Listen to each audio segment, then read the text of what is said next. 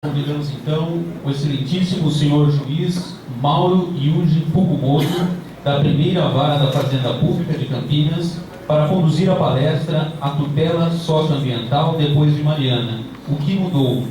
Convidamos também para compor a mesa o Dr. Luiz Renato Vedovato, que será apresentado pelo mediador.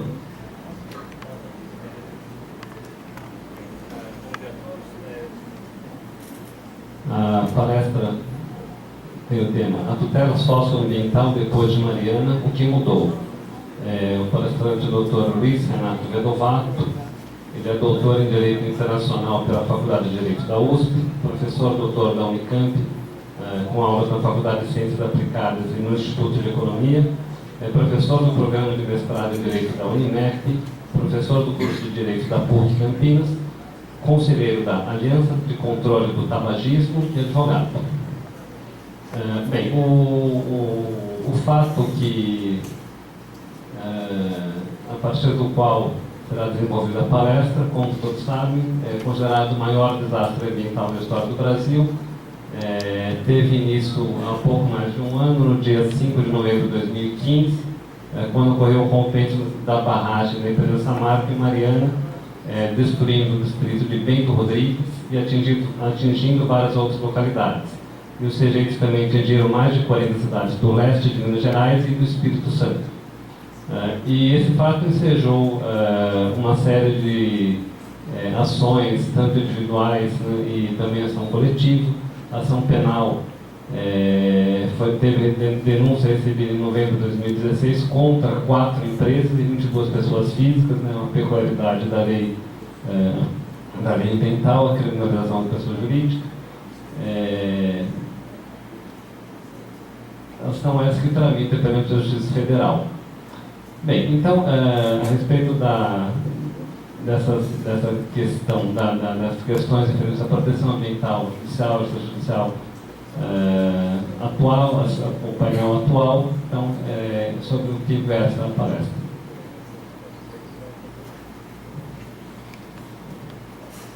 Muito obrigado, Dr. Mauro. É uma imensa felicidade estar aqui para dialogar sobre um tema de reputo de grande relevância. Quero agradecer a oportunidade a mim trazida pelo professor Dr. Renato de Preto, que imagino tenha sofrido a influência da nossa amizade, né? Por isso que me convidou aqui para a gente discutir. Louvo de forma bastante destacada a importância do Dr. Mauro, do professor Renato e as suas atuações, não só no campo da magistratura, mas convivo e tenho a oportunidade de conviver com o professor Renato no mundo acadêmico. Quero agradecer a Escola Paulista de Magistratura pela oportunidade que se abre aqui, também a Fundação, que tem um papel tão relevante na nossa cidade, tão importante para a preservação do pouco que ainda a gente tem de um espaço protetivo, um espaço protegido do meio ambiente. Isso, quero parabenizá-los pelo trabalho realizado até agora. A fala, ela é uma fala para a gente iniciar um diálogo. Espero que a gente tenha, ao final, oportunidade de desenvolver esses debates. Também vou deixar para vocês a apresentação que aqui está, e ao final tem lá o meu e-mail, por intermédio do qual fico à disposição de vocês. Eu tenho me dedicado nos últimos anos a estudar, pelo viés do direito internacional, essa relação entre direitos humanos e empresa, e aí tem vários desdobramentos, né, não só no campo ambiental, mas em especial no campo ambiental, de como o nosso cenário atual, o cenário da nossa sociedade, contribui ou prejudica a proteção ambiental e como que esse nosso cenário pode trazer consequências, na minha visão, muitas vezes perigosas, para quem atua no sentido de dar a tutela para a proteção do direito ambiental, para a proteção do meio ambiente. Por aí que vai o debate. A gente tem como pano de fundo o caso Mariana, que é uma das grandes tragédias que o Brasil viveu no campo ambiental. Tem lá no final, a gente vai ter uma lâmina ali, com uma curiosidade que eu vou antecipar aqui para vocês, que é o seguinte, né? Uma semana antes do acontecido o ano passado, acontecido foi no dia 5 de novembro do ano passado, na quinta-feira. Na semana anterior, na terça-feira da semana anterior, nós tivemos aqui na Unicamp um evento sobre licenciamento ambiental e nesse evento sobre licenciamento ambiental falou o responsável da Vale do Rio Doce pela questão de proteção ambiental da empresa e de todas as empresas coligadas à Vale do Rio Doce. E confesso a vocês que, terminada a palestra dele, eu imaginei que nós vivêssemos num mundo perfeito. Para nosso azar, né, e para azar em especial dos habitantes de Bento Rodrigues e de todos aqueles que, de alguma forma, viviam e acabavam por tirar a sua sobrevivência do rio, um pouco mais de uma semana depois, nós tivemos o rompimento da barragem de Fundão, que levou a comprometer as outras barragens, e isso arrastou toda aquela poluição até o Oceano Atlântico, até, como a professora Solange colocou, até o nosso mar territorial. Então nós temos, nesse contexto, que pensar, além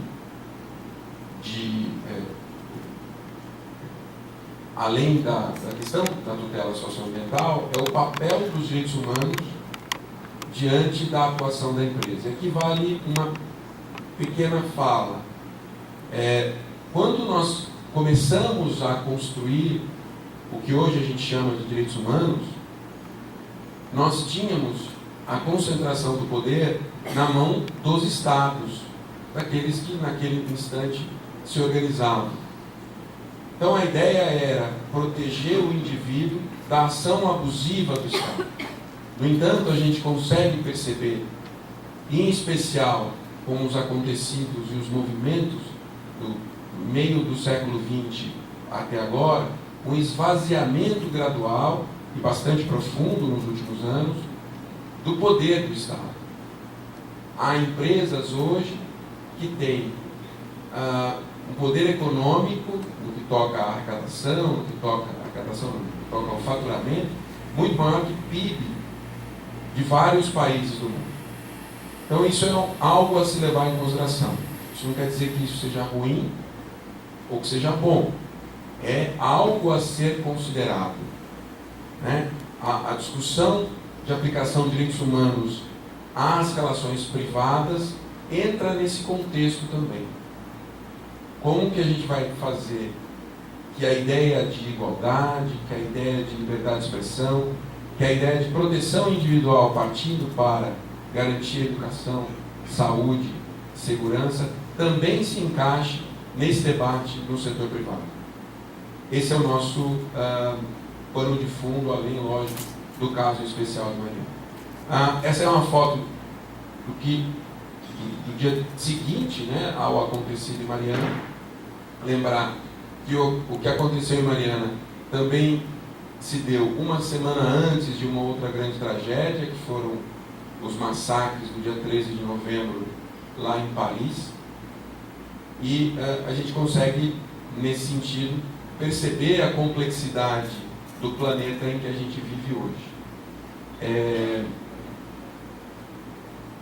No entanto, eu gostaria de deixar bem destacado que a minha fala aqui, por mais que tenha elementos que sejam confundidos com elementos mais à esquerda, esse não é o papel ou o sentido da minha fala. A proteção ao meio ambiente não é um objetivo de quem está na esquerda. A proteção ao meio ambiente não seria melhor se o nosso planeta fosse todo comunista. E aí eu lembro o caso de Chernobyl. Então, quem faz reflexões esse ano por um ano de Mariana, também deve se lembrar que esse ano é um ano em que se fazem as reflexões sobre os 30 anos de Chernobyl. Então, tanto no mundo comunista quanto no mundo capitalista, as violações ao direito ambiental acontecem e aconteceram. Algo que está nos dois contextos é o ser humano. Então, talvez o nosso desafio seja não exclusivamente refletir sobre o sistema em que a gente está inserido, mas também refletir sobre qual é o papel que cada um de nós desempenha nessa sociedade em que a gente está colocado, seja ela mais à esquerda, seja ela mais à direita. Normalmente é mais fácil você identificar um movimento que se aproxima para retirar alguns dos seus privilégios com um movimento eventualmente não aceitável, que seria o do outro lado. Mas isso não é verdade. Nós estamos todos num contexto de necessidade de proteção ambiental, à esquerda ou à direita, comunistas, capitalistas, de todos os lados por aí. Nesse contexto também, eu gostaria de dizer que, ao mesmo tempo que não deve ser entendido como uma saída para a proteção ambiental, uma guinada ao comunismo, também não deve ser entendido como uma saída, na minha visão, óbvio, sempre estou colocando a minha opinião, sempre passível, lógico, das reflexões e das críticas de todos. Também a gente não deve pensar que a melhor saída nossa seria montar um Estado governado da forma que são administradas as empresas privadas. Por quê? Essa é uma fala muito comum. Precisamos fazer que o Estado seja administrado, seja gerido de uma forma eficiente, como são feitas as administrações das empresas. Bom, convido-os a fazer uma passagem mental, não vou citar aqui os nomes, talvez cite alguns, porque às vezes escapa, Mas imaginem o ministério de um governo que gostaria de ser administrado na forma de empresas privadas. E aí você fica pensando, quem ficaria, por exemplo, com o Ministério do Trabalho, e lembre daquelas notícias sobre as grandes empresas que contratam pessoas ou empregam pessoas em condições análogas de escravo. Ou imagine, por exemplo, qual seria a empresa referência para o Ministério da Educação, para o Ministério da Saúde, para o Ministério do Meio Ambiente. O Ministério do Meio Ambiente talvez a gente tenha uma opção aqui mesmo, a Samarco ou a Vale, para cuidar do Ministério do Meio Ambiente. Seria um ministério gerido, administrado de acordo com uma empresa privada, e certamente a gente poderia ter consequências danosas desse fato. Então, não há bala de prata, não há saída simples para a questão ambiental e para a questão da proteção dos direitos humanos. Aqui o que a gente tem é uma constante necessidade de refletir e entender quais são os próximos passos que serão dados para que esses passos não nos levem a mais uma tragédia. Porque hoje aqui nós estamos discutindo o que fazer com a tragédia. Seria muito melhor se a gente estivesse discutindo se a regulação que impediu que a barragem de Fundão chegasse àquele ponto era exagerada ou não. Porque a gente só estaria discutindo aqui como é comum aparecer em petições capitaneadas por empresas privadas, e aí eu falo especificamente da questão do tabaco. São dois argumentos. O primeiro argumento é a liberdade. Temos que ter liberdade. E o segundo argumento é: somos contra o Estado babá. Né? Então, esses dois argumentos constantes, né, apresentados por grandes empresas nos seus pleitos, tanto no judiciário quanto no executivo e no legislativo, de outras maneiras, esses pleitos estão sim inseridos nos nossos desafios cotidianos. Então hoje seria muito melhor discutirmos se o Estado foi excessivamente babá quando impediu que a barragem de Fundão fosse construída ou fosse implementada, do que hoje discutir o que fazer com o solo deixado depois daquele arrastamento que aconteceu. Porque, aparentemente, pelo que eu pude levantar desses debates, o ar e a água podem se recuperar, desde que o solo não esteja morto. E grande parte do percurso do rio hoje tem um solo morto. Então, a recuperação do solo é muito mais difícil do que recuperar a água e recuperar o ar. Bom, então, tendo essa ideia de que nós não estamos só criticando o capitalismo, que nós vamos eventualmente trazer elementos, sim, que estão inseridos no capitalismo, porque, enfim, caiu o muro de Berlim e nós estamos no capitalismo, né? Isso não significa que o capitalismo é perfeito, está tudo certo, ele não merece críticas, então a gente precisa, as críticas normalmente vão mais nesse sentido.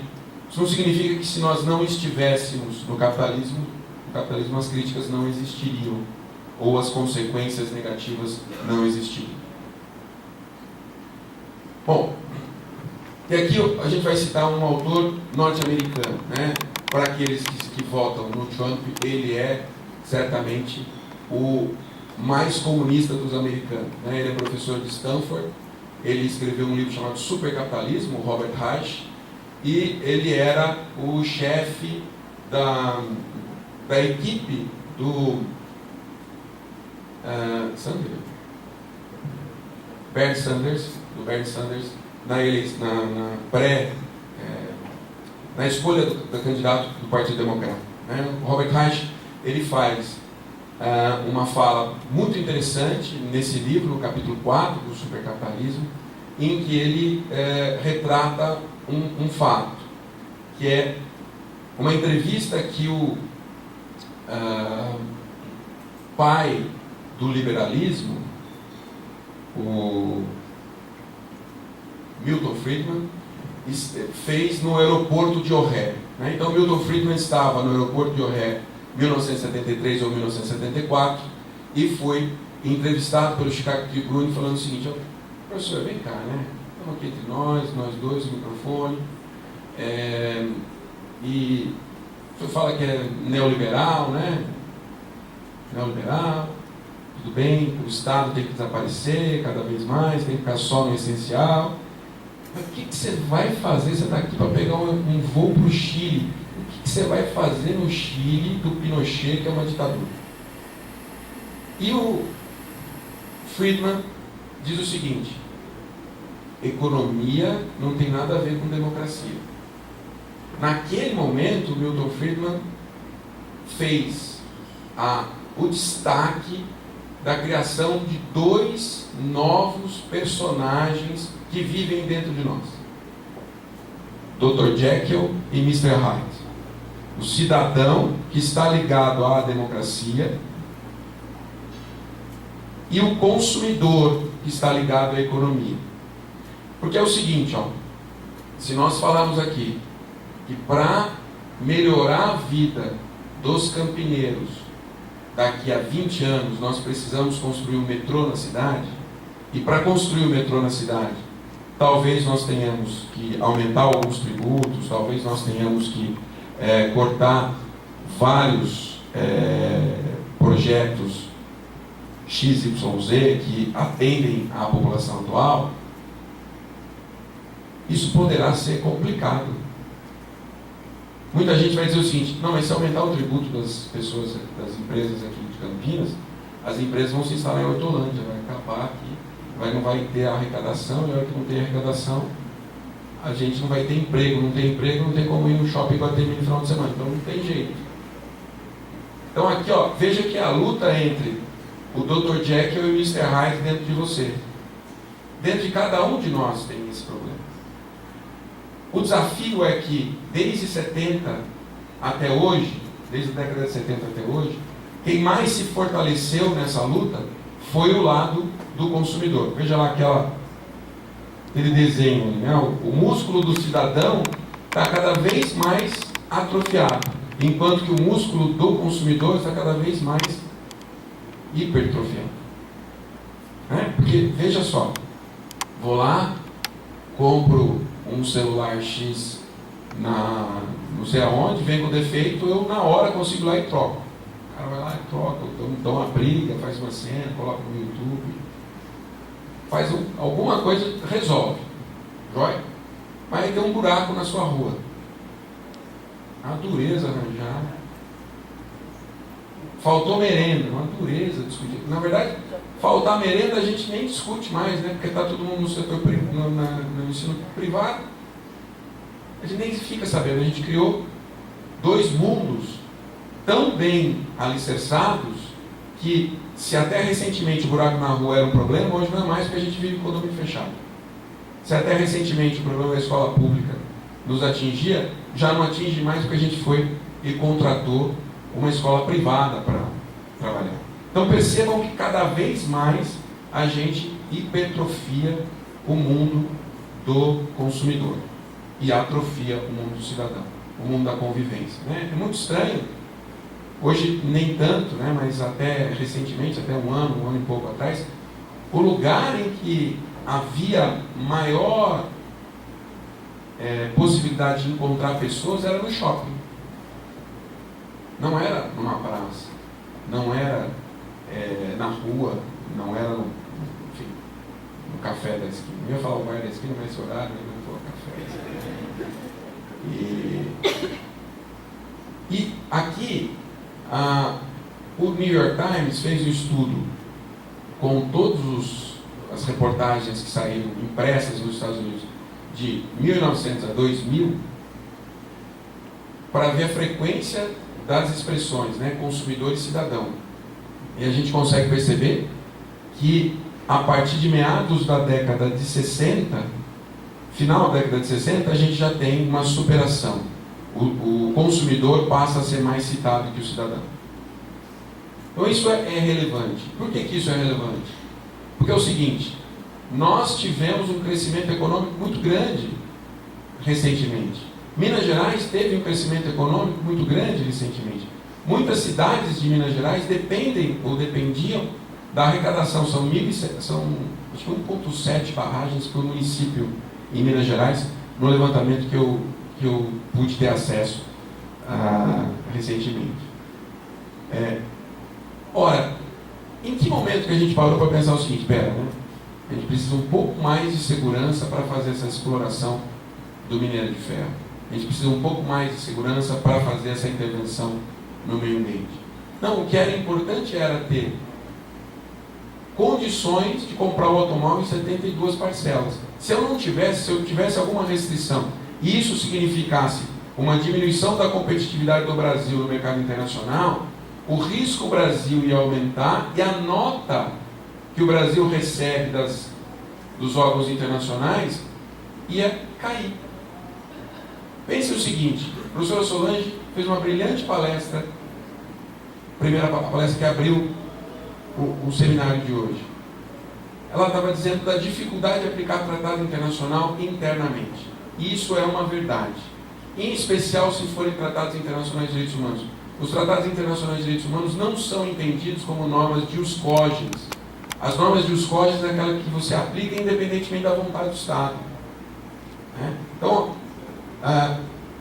por exemplo, uma norma de jus cogens, igualdade entre as pessoas. Se nós aqui no Brasil fizéssemos uma norma que criasse segregação racial, nós violaríamos uma norma de jus cogens, independentemente de vinculação a tratados internacionais. Bom, mas e essa norma que é a norma ambiental, que significa o futuro da humanidade? Não, essa não, só se você aceitar. Então onde que a gente vai ver o urso polar daqui a um tempo? No Madame Tussauds não vai ter mais urso polar, só vai sobrar lá, porque a gente não entende o meio ambiente como algo que deve ser, que tenha força normativa superior internacional para ser aplicada. No entanto, se o Brasil desrespeitar uma norma que seja ligada a pagamentos de dívida externa, o mundo cai sobre o Brasil. Quer ver um outro exemplo? Quando o Conselho de Segurança da ONU disse que todos os bens em nome de Osama Bin Laden deveriam ser congelados nos países membros da ONU, e chegou o fax no gabinete da Presidência da República, do Fernando Henrique Cardoso, que fez o Fernando Henrique Cardoso? Ficou discutindo qual é a hierarquia da resolução do Conselho de Segurança da ONU, se viola norma da Constituição brasileira, se a gente tem que dar a voz ao Osama Bin Laden para se manifestar, onde já se viu congelar todos os bens dele. Não, mandou cumprir. Dá azar, né? Não quero cumprir. Dá azar se não cumprir. Então mandou cumprir a norma que veio da ONU. Ninguém discutiu hierarquia. Por quê? Só se discute hierarquia de norma internacional quando a norma internacional é entendida como desimportante. E a norma de direito ambiental é entendida como desimportante.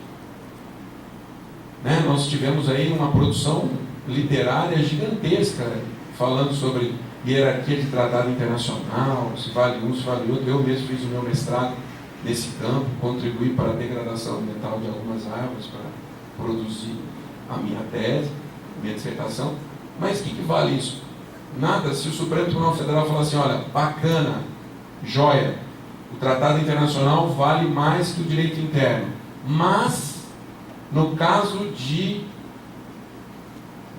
anistia, vale a lei de anistia brasileira, não vale a lei, não vale a norma internacional. Morreu.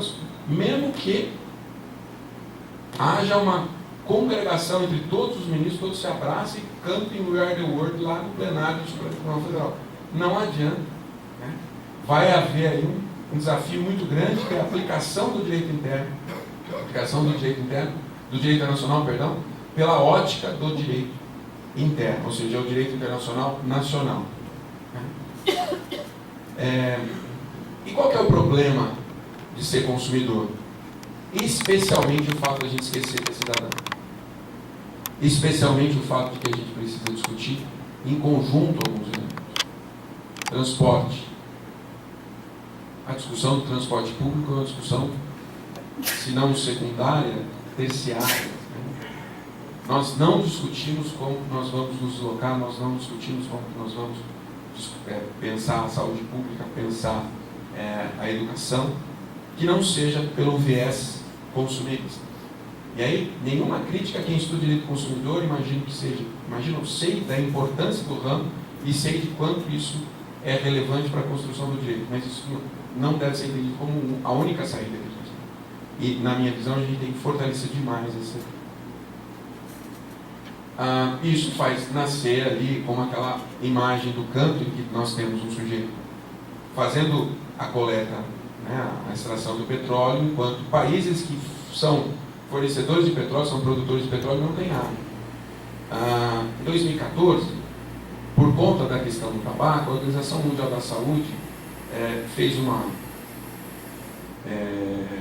um grupo que foi à África, né? Eu tive a oportunidade de fazer parte desse grupo. A gente foi visitar alguns países da África que, curiosamente, tinham aberto espaço para a construção de fábricas de cigarro dentro do seu território. Todas elas com isenção fiscal total. Então, em Moçambique, que me chama a atenção, a fábrica que foi instalada da British American Tobacco em Maputo, ela emprega 200 pessoas, com um salário 3 vezes superior à média, o salário mais baixo, né? É 3 vezes superior à média dos salários de Moçambique. No entanto, não dá nenhum centavo de tributo. Isso é algo para a gente refletir também. Muitas vezes, não é só a questão da migração, né? Não é só a questão do meio ambiente, é a questão tributária. A OCDE, a Organização de Cooperação e Desenvolvimento Econômico, deveria ter espaços para se discutir tributação mínima pelos estados. O que hoje a gente tem é com um grupo de estados espalhados pelo mundo sem nenhuma proteção. Imagine você, porque há hoje sempre uma comparação feita pela mídia, né, que o estado deve se comportar como uma família, né? Se você gasta mais